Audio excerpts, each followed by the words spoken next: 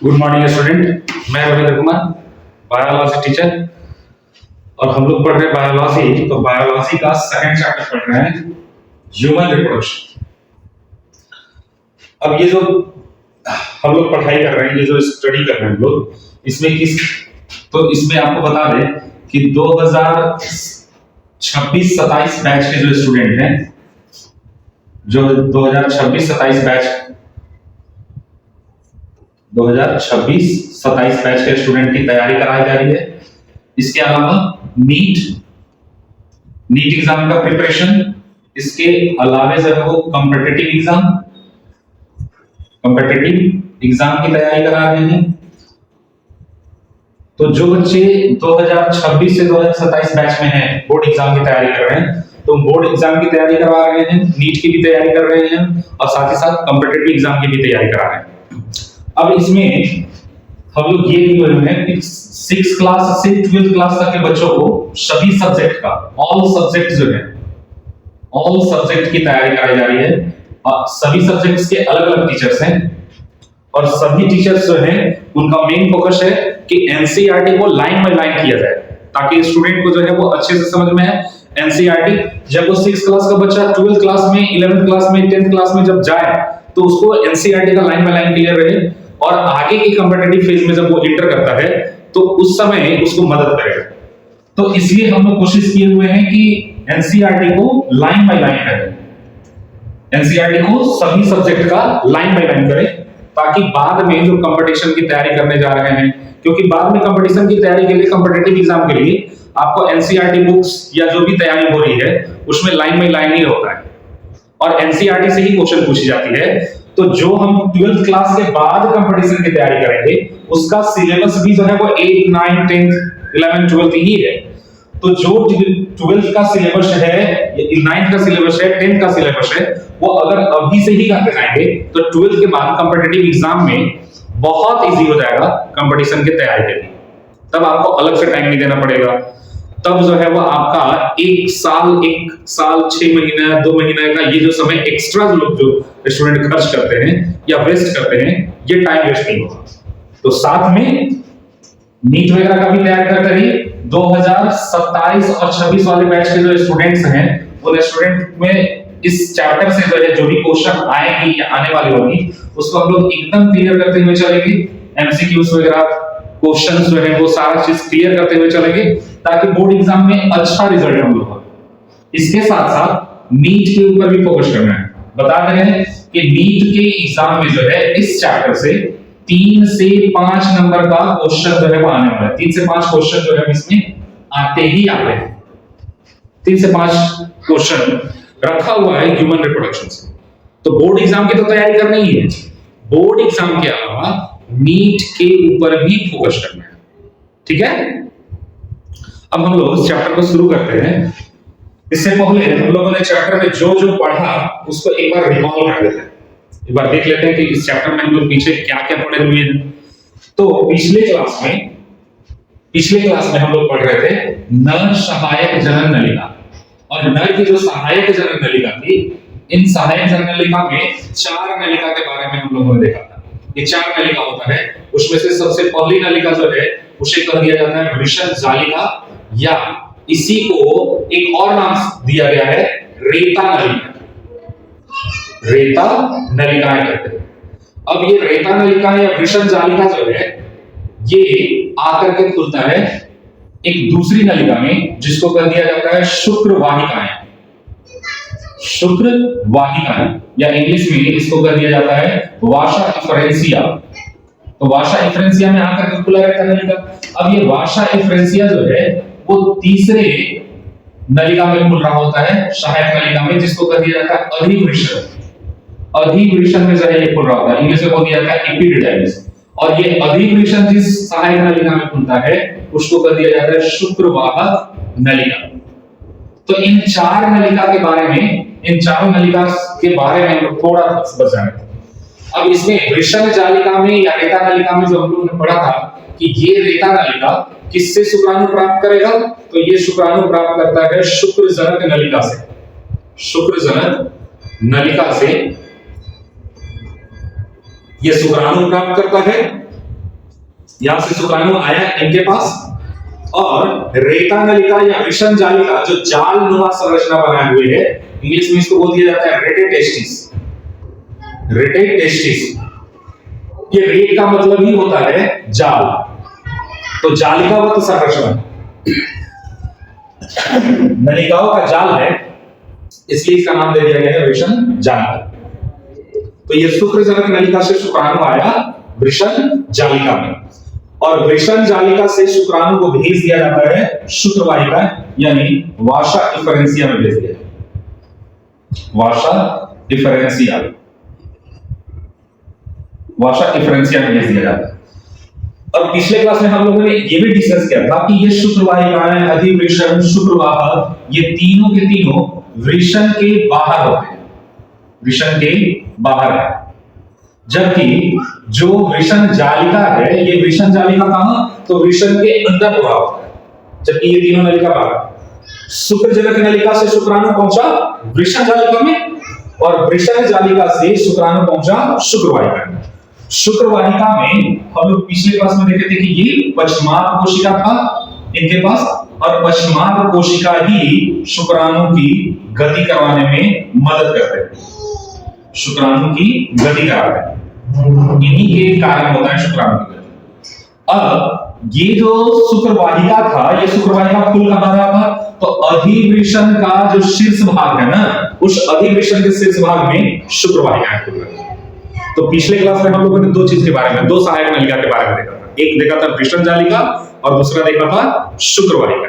आज हम लोग देखेंगे अधिवृषण और शुक्रवाहिका कि अधिवृषण कहां होता है, कैसा होता है, किस तरह का संरचना रखे हुए है, इसका कार्य क्या है, और फिर शुक्रवाहिका। तो स्टार्ट करते हैं हम लोग। सबसे पहले आते हैं अधिवृषण। ये जो देख रहे हैं फिगर, इसमें वृषण के ऊपर से पीछे की ओर का जो संरचना दिखाई दे रहा है, ये जो संरचना है वृषण के ऊपर से पीछे की ओर की जो संरचना है, इसी को कह दिया गया है अधिवृषण। इसको कह दिया गया है अधिवृषण। अधिवृषण दो शब्द है, एक है अधि, दूसरा वृषण। अब इंग्लिश में ये जो अधि है, ये अधि को इंग्लिश में लिखा जाता है एडैक्सियल, एडैक्सियल, या इसको एक और नाम दिया जाता है ईपी। तो एडैक्सियल मतलब कि ऊपर, एडैक्सियल मतलब ऊपर, या ईपी का मतलब भी होता है ऊपर। किसके ऊपर, तो वृषण के ऊपर वो नलिका जो वृषण के ऊपर अवस्थित है, या वो जगह भाग जो वृषण के ऊपर है, उसको कह दिया गया है अधिवृषण। और है कहां, तो ये वृषण जो देख रहे हैं टेस्टिस, इस वृषण के ऊपरी भाग में, ऊपर में तो है ही, ऊपर से पीछे की ओर है, यानी एंटेरियो पोस्टीरियो रीजन में, वृषण के एंटेरियो पोस्टीरियो, पीछे और ऊपर की तरफ से। अब ये वृषण तीन अलग अलग हिस्सों में बटा हुआ रहता है। ये तीन हिस्सा जो है वृषण का, सबसे पहला हिस्सा जो ऊपर की ओर है, वृषण के ऊपर है, उसको कह दिया जाता है शीर्ष अधिवृषण। जो वृषण के पीछे हैं उसको कह दिया जाता है काय अधिवृषण, और जो वृषण के ठीक नीचे, पीछे से नीचे की तरफ आ गया है, इसको कह दिया गया है पूंछ अधिवृषण। तो अधिवृषण तीन हिस्सों में बटा हुआ है।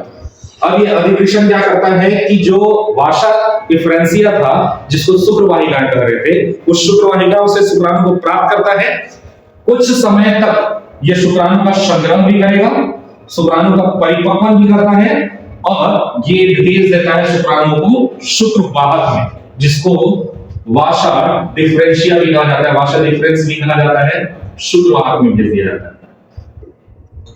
तो क्या क्या हुआ है, कहां, तो वृषण के ऊपर से पीछे की ओर है, तीन अलग अलग भाग में बटा हुआ है। जो वृषण के ऊपर वाला हिस्सा होता है उसको शीर्ष अधिवृषण कहते हैं, वृषण के पीछे का जो हिस्सा है उसको काय अधिवृषण कहते हैं, और वृषण के नीचे का जो हिस्सा है, नीचे की तरफ जो आया हुआ है, उसको कह दिया गया है पूंछ अधिवृषण। काम क्या है, तो ये शुक्राणु को शुक्रवाहिका से प्राप्त करते हैं, और शुक्रवाहिका से शुक्राणु को प्राप्त कर कहां आता है शुक्राणु, तो शुक्रवाहिका खुलता है ये इस शीर्ष अधिवृषण में। जो भी शुक्र वाहिकाएं हैं ये इसमें खुल रहे होते हैं, ये शुक्र वाहिकाएं। तो शुक्र वाहिकाएं खुल रहा होता है अधिवृषण के शीर्ष भाग में। शुक्र वाहिका से शुक्राणु प्राप्त किया और इन शुक्राणुओं को दे दिया शुक्र वाहक। कुछ समय तक, कुछ घंटों तक ये शुक्राणु को संग्रह भी कर रहे होते हैं और कुछ समय तक जो है इनको पोषण प्रदान करने, परिपक्वन करने इसमें मदद कर रहा होता है ये अधिवृषण। देखते हैं तो है क्या कि अधिवृषण संख्या में एक जोड़ा होता है और दोनों वृषण के पास एक एक होता है।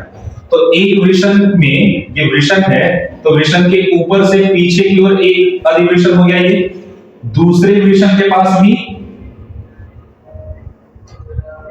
दूसरे वृषण के पास भी ये इसी तरह से है।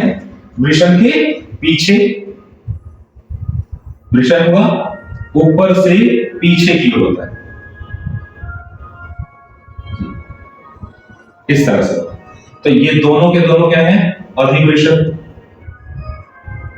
अधिवृषण, और इनको कर दिया गया वृषण। तो वृषण के ऊपर में जो अंग है उसको कर दिया गया अधिवृषण। तो दोनों वृषण के पास एक एक है, मतलब संख्या में एक जोड़ा होता है। प्रत्येक वृषण के ऊपर से, ऊपर की तरफ है, से पीछे की ओर होता है। ऊपर में शीर्ष भाग हुआ और फिर ये वृषण के पीछे वाले हिस्से में। अधिवृषण की कुल लंबाई 5 से 6 सेंटीमीटर की होती है, यानी शीर्ष भाग जहां से ये वृषण से जुड़ा हुआ है उस हिस्से से लेकर के नीचे की ओर तक का जो रीजन है ये करीब करीब 5 से 6 सेंटीमीटर का लंबाई होता है अधिवृषण का। शुक्र वाहिका से शुक्राणु को प्राप्त कर रहा है और शुक्र नलिका को जो दे देता है। तो शुक्र नलिका इससे ये जुड़ा हुआ रहता है अधिवृषण। अधिवृषण शुक्र नलिका से जुड़ा हुआ है। अधिवृषण का ये हिस्सा जो है वो कहलाता है पूंछ अधिवृषण। पूंछ अधिवृषण ही शुक्र वाहक में आकर के खुल रहा होता है। और ये बीच वाला जो पीछे की तरफ का हिस्सा है इसको कह दिया जाता है काय अधिवृषण, काय अधिवृषण। और जो वृषण के ऊपर वाले हिस्से में है इसको कह दिया जाता है शीर्ष अधिवृषण, शीर्ष अधिवृषण। 3 हिस्सों में बटा हुआ है। ठीक है, यहां तक बात समझ में है? आगे देखते हैं। ये देखिए नलिका के जैसी संरचना है। ये शुक्र वाहक, इसको कर दिए शुक्र वाहिकाएं, वाहिकाएं। इसको कर दिए वृषण जालिका, ये वृषण जालिका हो गया। वृषण जालिका खुला शुक्र वाहिकाएं में, शुक्र वाहिकाओं में खुल रहा है। ये आना से शुक्राणु पहुंचा इसमें। अब ये शुक्र वाहिकाएं जो है ये खुल रहा है वृषण में, ये वृषण का हिस्सा है अधिवृषण। तो अधिवृषण में जो है वो खुला और ये देख रहे हैं कि शुक्र वाहिका जो है वो वृषण से बाहर है। शुक्र वाहिका वृषण के बाहर अवस्थित है, अधिवृषण वृषण के बाहर अवस्थित है। सिर्फ और सिर्फ कौन? वृषण जालिका ही इसमें। अब शुक्र वाहिका से शुक्राणु पहुंचा अधिवृषण में और अधिवृषण से शुक्राणु पहुंचता है शुक्र वाहक में। क्लियर है? तो हम लोग इमेज को बार बार देख रहे हैं, फिगर को बार बार देख रहे हैं ताकि क्लियर हो जाए, माइंड सेट हो जाए कि कौन सा अंग, कौन सा हिस्सा जो है वो कहां पर है स्थित। इसलिए हम लोग बार बार इमेज को देख रहे हैं। जितना ज्यादा इमेज देखेंगे उतना ज्यादा जो है वो क्लियर होते जाएगा। 3 भाग में बटा, शीर्ष, काय एंड पूंछ। शीर्ष मतलब हेड, हेड एपिडिडाइमिस, एपिडिडाइमिस। फिर काय body, body of epididymis, epididymis. पूंछ का डिविजन टेल ऑफ एपिडिडाइमिस।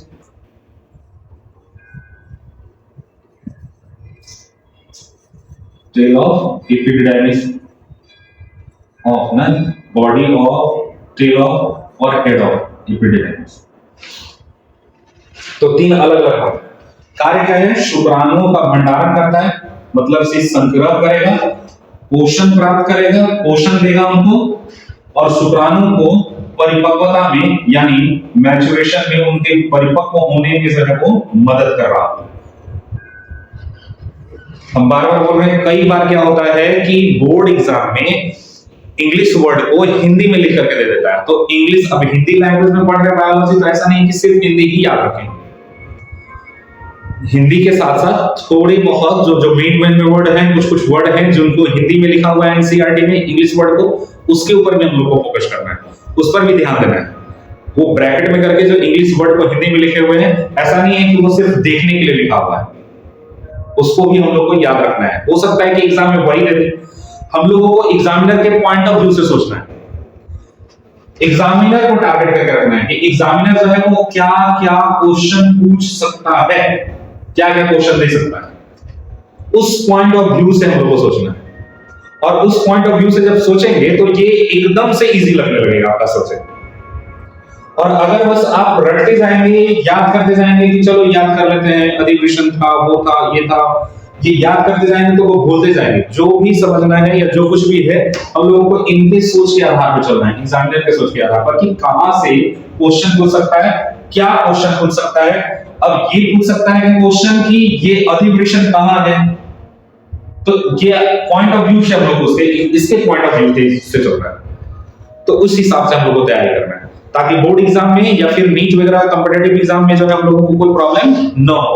इसलिए हम एनसीईआरटी को लाइन बाय लाइन करने की कोशिश कर रहे हैं। आगे देखते हैं यदि विषय का। फिर इसके बाद था नर सहायक जनन नलिका का चौथा नलिका, जिसको कहते थे शुक्रवाहक। अब ये शुक्रवाहक कहां से खुलता है? तो ये शुक्रवाहक जो है, अधिवृषण जो था, इस अधिवृषण के पूंछ भाग से खुलता है। अब ये जब अधिवृषण के पूंछ भाग से खुलता है, तो वृषण कोश के अंदर ये शुक्रवाहक कुंडलित होता है, इस तरह का कुंडलित संरचना में ये रहेगा। और जैसे ही उदर गुहा में प्रवेश करता है, ये उदर गुहा में प्रवेश के साथ साथ ये सीधा हो जाता है। तो ये हो गया वृषण कोश।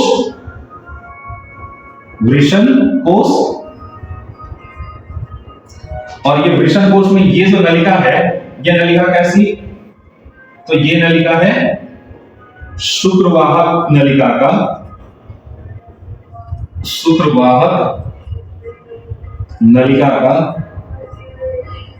कुंडलित भाग। और ये जाकर के उदर गुहा में, ये कुंडलित भाग कहां है? तो ये कुंडलित भाग है वृषण कोश में। वृषण कोश में कुंडलित होता है, हालांकि वृषण के पीछे से होता है। और ये उदर गुहा में जो है वो सीधी भाग मिलेगा। ये नलिका जो है उदर गुहा में, उदर में शुक्र नलिका का या शुक्रवाहक का सीधा भाग है। शुक्रवाहक का सीधी भाग जो है वो, तो उदर गुहा में सीधा हो गया। अब हम लोग ये भी पढ़े हुए थे कि वृषण जो है वो अस्पर्मेटिक रज्जु से जुड़ा हुआ है। तो ये वृषण का ये जब निकल रहा होता है, शुक्र नलिका निकल रहा होता है, तो ये किससे होकर के निकल रहा होता है? यहां होता है अस्पर्मेटिक रज्जु। और अस्पर्मेटिक रज्जु के बीच से होकर के ये शुक्र नलिका जा रहा है। शुक्र नलिका को जन्म नियंत्रण के लिए क्या किए जाते थे कि पहले के समय में, अभी भी पहले के समय में या अब जन्म नियंत्रण के लिए इस शुक्र नलिका को बांध दिया जाता था। पहले बांध देते थे बस, और अब क्या करते हैं कि अब शुक्र नलिका का को काट करके बांधते हैं। तो पहले जब इसको हम लोग बांधते थे तो इसको कह दिया जाता था नसबंदी, ये जन्म नियंत्रण के लिए। हम लोग जब तीसरा चैप्टर पढ़ने लगेंगे, जनन स्वास्थ्य पढ़ने लगेंगे, तो उस पर हम लोग इस पर डिटेल में बात करेंगे। तो इसको बांध दिया जाता था जन्म नियंत्रण के समय, सिर्फ इसको ऐसे बांध देते थे। बाद के समय में अब जब मेडिकल साइंस बहुत ज्यादा डेवलप की है, तो अब क्या किया जाता है कि इसको नलिका को काट करके जो है बांध दिया जाता है, ताकि शुक्राणु का अंडाणु के संलयन को पूरी तरह से रोक दिया जाए। अब यहाँ पॉलिप बांधने के केस में क्या होता था कि कुछ कुछ कॉम्प्लिकेशंस आ जाते थे, कॉम्प्लिकेशन हो जाता था कि कई बार जो है वो खुल जाता। अब बॉडी के इनसाइड है, स्ट्रेचिंग होने की वजह से खुल गया। बॉडी के अंदर है, तो बॉडी के अंदर है तो ये पता नहीं है कि ये खुला हुआ है। और ऐसी स्थिति में जो कपल्स थे जिनकी उनकी वाइफ जो थी वो प्रेगनेंसी स्टेज में चली जाती थी, तो कॉम्प्लिकेशन हो जाता था। हस्बैंड को जो है ये दिमाग में भरा होता था कि दिमाग में रहता था कि वो उन्होंने नशबंदी कराया है और उनकी वाइफ जो है प्रेगनेंसी स्टेज में है। तो ये कई बार कॉम्प्लिकेशन भी क्रिएट किया। तो अब जो सॉल्यूशन निकला वो सॉल्यूशन क्या होगा कि जो शुक्रवाहक है, इस शुक्रवाहक का कुछ हिस्सा जो है वो काट करके अलग कर दिया जाए और कटा हुआ हिस्सा को अलग करके जो है इसको बांध दें। इसको कर दिया जाता है वैसेक्टोमी या शुक्रवाहक उच्छेदन करते हैं। इंग्लिश में वैसेक्टोमी कर दिया जाता है और हिंदी में शुक्रवाहक उच्छेदन कर दिया जाता है। तो ये भी कर दिया जाता है। अब ये शुक्र नलिका जब यहां से निकलता है तो पूंछ भाग से जुड़ा, अधिवृषण के पूंछ भाग से होते हुए लगभग 25 से 30 सेंटीमीटर का लेंथ लेते हुए ये जाता है मूत्राशय के पीछे से आकर के एक छोटी सी नलिका में खुलता है जिसको कहा जाता है अस्खलनीय नलिका। देखते हैं ये देख रहे हैं, यहां पूंछ वाले भाग से शुरू हुआ और यहां से होते हुए ये जो है ये कहां पहुंचा, मूत्राशय के पीछे से जो है वो खुल रहा है। मूत्राशय के पीछे से खुल रहा होता है। मूत्राशय के पीछे से जहां खुल रहा होता है उसको कह दिया जाता है मूत्रमार्ग। मूत्रमार्ग में जिसके द्वारा जा रहा होता है उसको कह दिया जाता है इजाकुलेटरी डक्ट या अस्खलनीय नलिका। अस्खलनीय नलिका, तो अस्खलनीय नलिका से हो करके ये मूत्र मार्ग में खुलता है। एक्चुअली में ये अस्खलनीय नलिका एक तो शुक्राशय की नलिका और ये शुक्रवाहक, इन दोनों से मिल करके बना हुआ है अस्खलनीय नलिका, जिसकी लंबाई लगभग 2 से 3 सेंटीमीटर का होता है अस्खलनीय नलिका। ये मूत्राशय, तो मूत्राशय के पीछे से आकर के खुलता है। अब यहां से जो इसकी लंबाई है वो करीब करीब जो है तो 30 सेंटीमीटर के आसपास हो जाती है। 30 सेंटीमीटर के आसपास होती है कुल लंबाई इसकी। जब ये आकर के यहां खुलता है तो इस हिस्से में थोड़ा सा हिस्सा जो है इसका फूला हुआ होता है, डायलेटेड होता है, जिसको शुक्रवाहक का तुमिका कहते हैं। जो पीछे से आया, पीछे से आने के बाद ये हल्का सा जो है हिस्सा ऐसे फूला हुआ है और तब जाकर के जो है ये आकर के शुक्र नलिका के साथ ऐसे संरचना बनाता है। शुक्र नलिका के साथ मिलकर के एक कॉमन नलिका बना देता है। अब ये कॉमन नलिका जो है ये जाकर के मूत्र मार्ग में खुलेगा। तो ये जो कॉमन नलिका बना है इसको कर दिया जाता है अस्खलनीय नलिका। अस्खलनीय नलिका कर दिया जाता है। किस किस से बना, तो अस्खलनीय नलिका इधर हो जाता है शुक्राशय, ये हो गया शुक्राशय,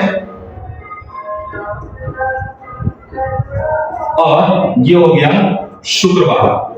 शुक्रवाहक और शुक्राशय ये दोनों मिल करके एक नलिका बनाता है जिसको कह दिया जाता है अस्खलनीय नलिका। जहां पर शुक्राशय की नलिका से जुड़ा हुआ है उस जगह पे ये शुक्रवाहक थोड़ा सा स्वैलन हो गया है, फूला हुआ है, और फूला हुआ है डायलेटेड रीजन है, तो इस डायलेटेड रीजन को कर दिया गया है शुक्रवाहक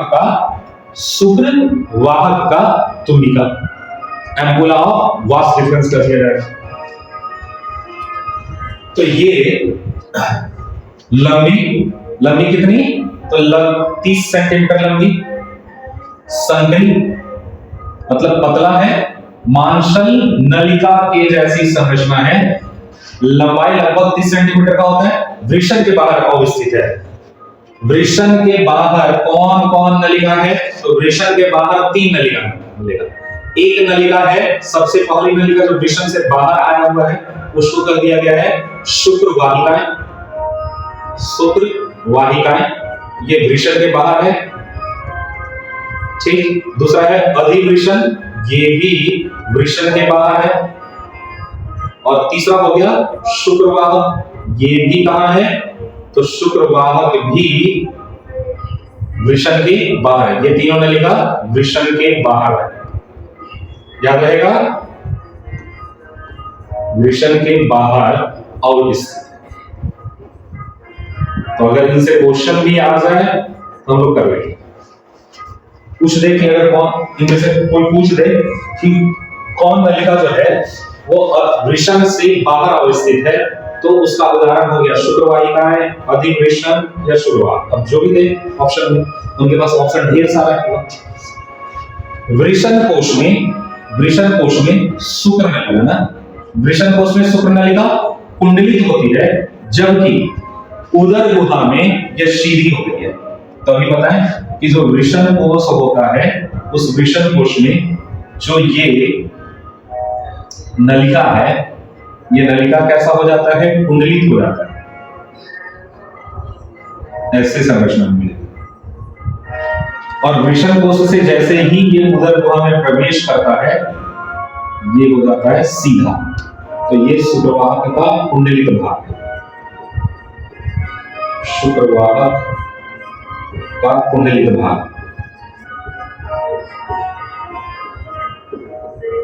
कुंडलित भाग क्या? तो शुक्रवाहक का कुंडलित भाग होता है वृषण कोश और सीधा हो गया है उदर गुहा में। इधर वाला हिस्सा जो है वो हो जाता है उदर गुहा का, उदर गुहा में सीधा हो गया है। आगे शुक्र नलिका मूत्राशय के पीछे से, ये मूत्राशय हुआ और मूत्राशय से ये मूत्र नलिका अगर निकल रही है, तो शुक्रवाहक क्या हुआ है कि इसके पीछे से ऐसे आया। अब जहां पीछे से आकर के ऐसे खुला, तो यहां पर हल्का सा डायलेटेड हो गया, हल्का सा खुला हुआ रीजन है। इसको कह दिया जाता है शुक्रवाहक का तुम्बिका, शुक्रवाहक का तुम्बिका। ठीक है, तो ये शुक्रवाहक का तुम्बिका होता है। अब यही इसके पास ही होते हैं, यहीं पे ये होता है शुक्राशय, शुक्राशय। अब ये जो शुक्राशय है, ये शुक्राशय और शुक्रवाहक की नलिका दोनों मिलकर के एक कॉमन नलिका बनाती है।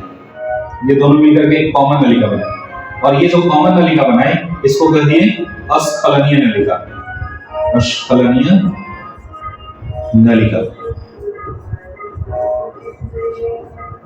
ये क्या है? तो ये हो गया मूत्राशय, मूत्राशय से निकली मूत्रमार्ग, और मूत्रमार्ग में जब ये खुल रही है, तो ये किसके माध्यम से खुल रही है? अस्खलनीय नलिका के माध्यम से खुल रहा है, इजाकुलेटरी डक्ट के माध्यम से खुल रहा है। उससे पहले ये जो शुक्रवाहक है, ये शुक्रवाहक मूत्राशय के पीछे से आया हुआ है, और जहां पीछे से आया हुआ है वहां पे थोड़ा सा खुला हुआ है, जिसको शुक्रवाहक का तुम्बिका कहते हैं। बात समझ में आया? तो मूत्राशय के पीछे शुक्र नलिका थोड़ी खुली होती है, जिसको क्या बोलेंगे?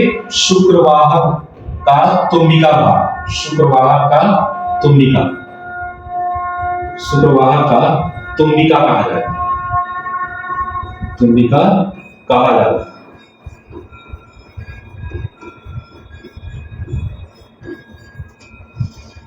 यह अधिवृषण के पूंछ भाग से जुड़ा होता है, पूंछ भाग से शुरू हुआ है और आकर के अस्खलनीय नलिका में खुला हुआ है। क्रमागत संकुचन, पेरिस्टाल्सिस, पेरिस्टाल्सिस मूवमेंट के द्वारा क्रमागत संकुचन, संकुचित होते जाएंगे और शुक्राणु का वहन करने में मदद कर रहा होता है। जन्म नियंत्रण के समय क्या किया जाता है कि शुक्राणु नलिका को काट कर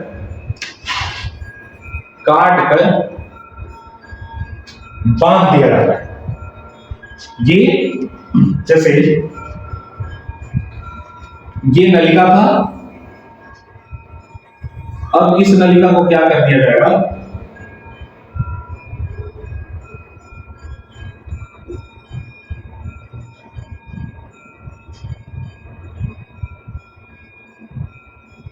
ये जो नलिका है शुक्रवाहक नलिका, इसको काट कर इसके कुछ हिस्सा को जो है वो हटा दिया जाएगा और यहाँ टाइट कर दिए जाएंगे, बांध दिए जाएंगे।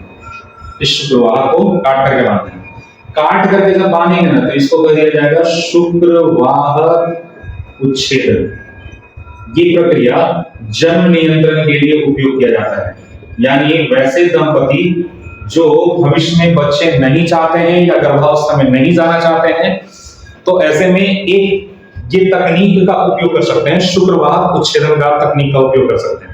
इसके अलावा मादा में भी ये तकनीक उपयोग की जाती है, लेकिन मादा में इसको नलिका उच्छेदन के नाम से जाना जाता है, इसमें बोला जाता है ट्यूबेक्टॉमी पहले।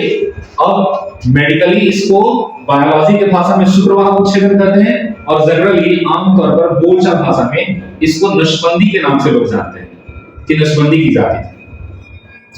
तो पुरुषों में जो नसबंदी की जाती है उसको नाम दिया गया है शुक्रवाहक उच्छेदन, और महिलाओं में जब किया जाता है तो महिलाओं में जो होगा उसको कह दिया जाएगा नलिका उच्छेदन। क्या बोले? शुक्रवाहक उच्छेदन। वैसेक्टॉमी, वैसेक्टॉमी कब कहेंगे? जब जन्म नियंत्रण के लिए कोई दंपति के पुरुष जो है वो शुक्राणु नलिका को काट करके अगर बांध दिया जाता है उनका, तब उस स्थिति को कह दिया जाएगा शुक्रवाहक उच्छेदन। एमसीक्यू वगैरह में कई बार ये पूछ भी दिया हुआ है, और हो सकता है कि आपसे पूछ भी दे कि शुक्रवाहक उच्छेदन क्या है, या क्वेश्चन ही लिखने के लिए शुक्रवाहक उच्छेदन क्या होता है, क्या किए जाते हैं इसमें, किस लिए इस तकनीक का उपयोग किए जाते हैं। आगे देखते हैं। ये देखिए शुक्र नलिका था, अब ये जो शुक्र नलिका है, इस शुक्र नलिका को काट करके बांध दिया गया है। तो काट करके बांध दिया गया है, तो इसका नाम क्या हम लोग दिए? शुक्रवाहक उच्छेदन। शुक्रवाहक उच्छेदन ये तकनीक उपयोग किया जाता है। ये उन दंपति के लिए ही है केवल जो भविष्य में बच्चे नहीं चाहते। ठीक है, आगे देखते हैं। अस्खलनीय नलिका, तो अस्खलनीय नलिका किसको बोले थे? ये नलिका क्या, तो सबसे पहले तो शुक्रवाहक का नलिका और फिर शुक्राशय की नलिका, ये दोनों आ करके एक कॉमन नलिका बनाता है, और ये जो कॉमन नलिका बना दिए ये आकर के मूत्र मार्ग में खुलता है। ये मूत्र मार्ग में खुल रहा होता है, तो ये जो कॉमन नलिका बन रहा है इसी को कह दिया गया है अस्खलनीय नलिका। अस्खलनीय नलिका किस किस से बना? इसको कह दिया गया शुक्राशय की नलिका, शुक्राशयी नलिका, इसको कह दिया गया शुक्रवाहक, शुक्रवाहक। तो ये शुक्रवाहक प्लस ये दोनों मिल करके क्या बनाया हुआ है? ये बनाए हुए हैं अस्खलनीय नलिका। तो इसकी लंबाई लगभग 2 सेंटीमीटर की होती है। शुक्र नलिका एवं शुक्राशय की नलिका एक साथ जुड़ करके इसको बना रहा होता है अस्खलनीय नलिका को। शुक्राणु का कुछ समय तक, कुछ घंटों तक जो है वो जमा करके रख सकते हैं और अस्खलन में मदद कर रहे हैं। यह अस्खलन कहाँ होता है? यह अस्खलन करते हैं मूत्र मार्ग में, ये पहुंचा रहा होता है मूत्र मार्ग में पहुंचा रहा। फिर अब ये जो मूत्र मार्ग है ना, ये मूत्र मार्ग कहाँ? तो ये मूत्र मार्ग खुलता है मूत्राशय से, जहां होता है मूत्राशय, और मूत्राशय से खुल करके ये शीशन के शीर्ष भाग में जहां पर खुल रहा है उस भाग को कह दिया जाता है मूत्राशय मुख। मूत्राशय मुख। तो ये मूत्राशय हो गया, ये मूत्र मार्ग हो गया, और मूत्र मार्ग में ही खुला हुआ है। मूत्र मार्ग में जहां पर ये खुल रहते हैं इसी भाग में जो है एक और अंग होते हैं जिसको कह दिया गया है पुरस्थ ग्रंथि। जहां होता है पुरस्थ ग्रंथि, ये हालांकि उसी में खुलते हैं। ये अस्खलन नलिका इसी पुरस्थ ग्रंथि से होकर के आकर के खुलेगा। अस्खलनीय नलिका पुरस्थ ग्रंथि के अंदर जाकर के खुल रहा होता है, तो एकदम ग्रीवा के पास, नेक के पास ही जो है वो हो रहा होता है। मतलब ये ऐसे होगा, ये कहां खुलेंगे? तो यहां पुरस्थ ग्रंथि। पुरस्थ ग्रंथि चारों तरफ से जो है वो घेरे रखता है, इसको कह दिया जाता है पुरस्थ ग्रंथि। पुरस्थ ग्रंथि, प्रोस्टेट ग्लैंड। तो मूत्राशय के ठीक नीचे, मूत्राशय के ग्रीवा के पास ही होता है, संख्या में एक होता है केवल।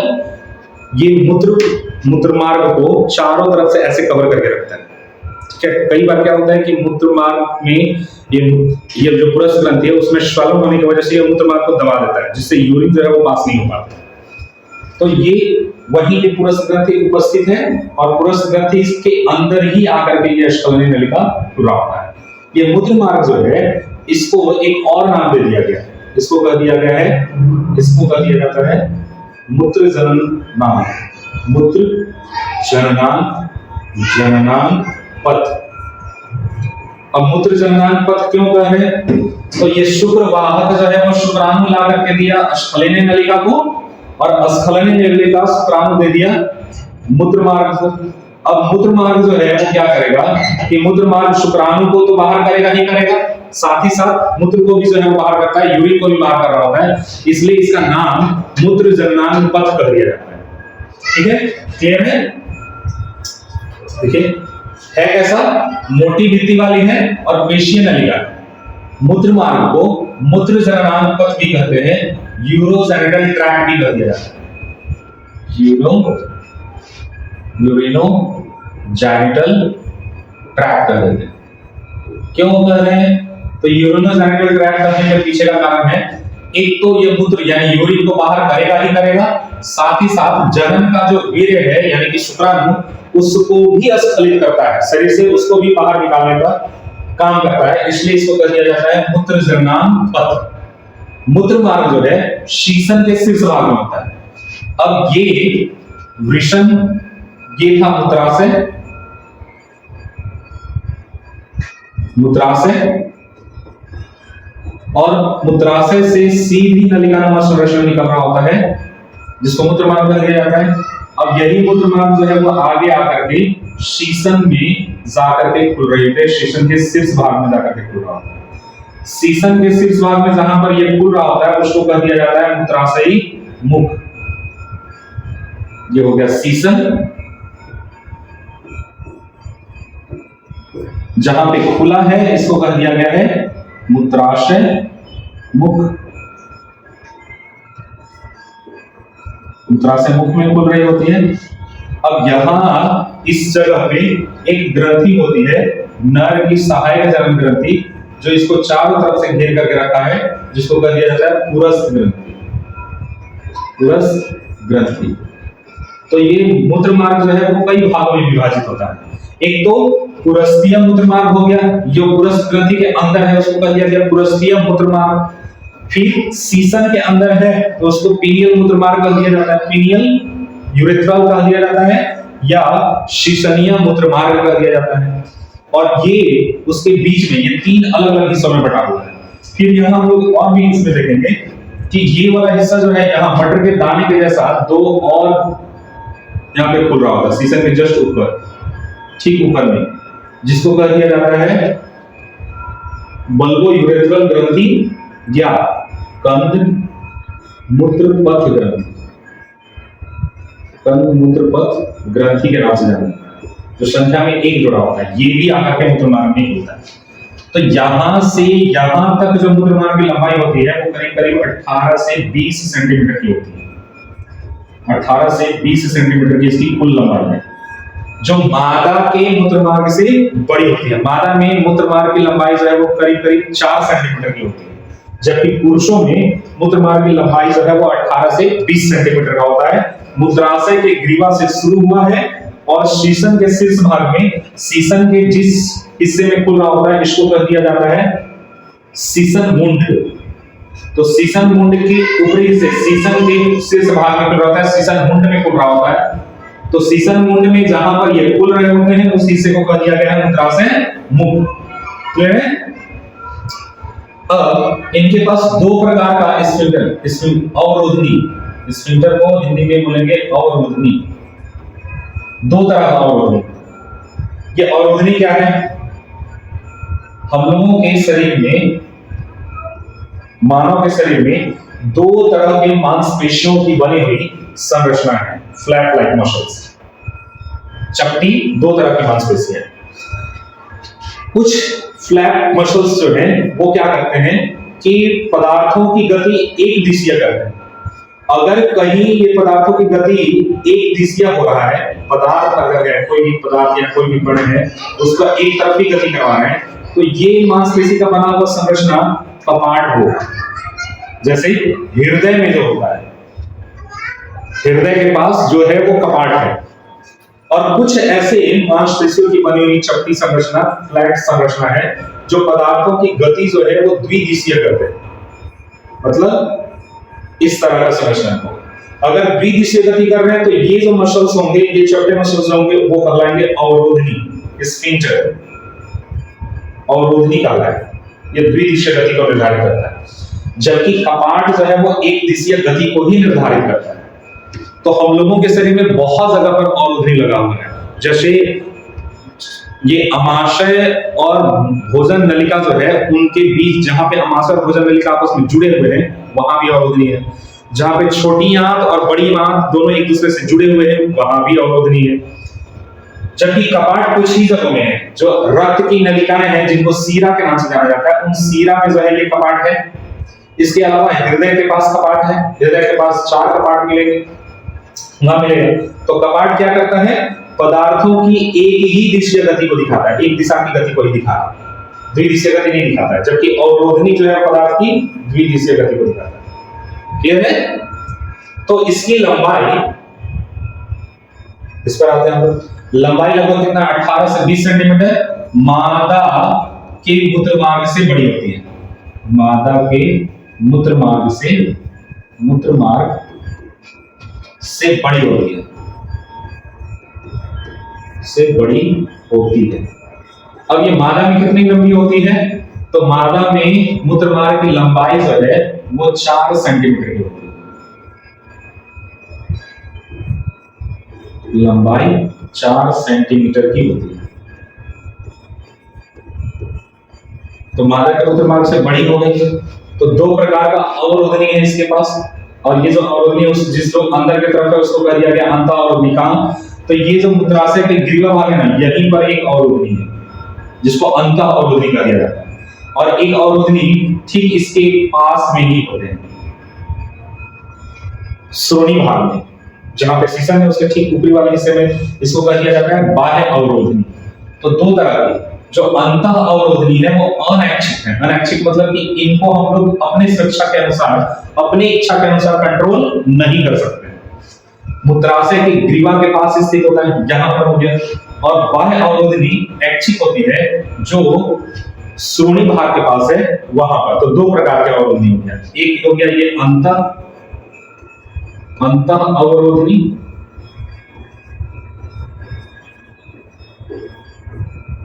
और ये हो गया बाह्य अवरोधनी। बाह्य अवरोधनी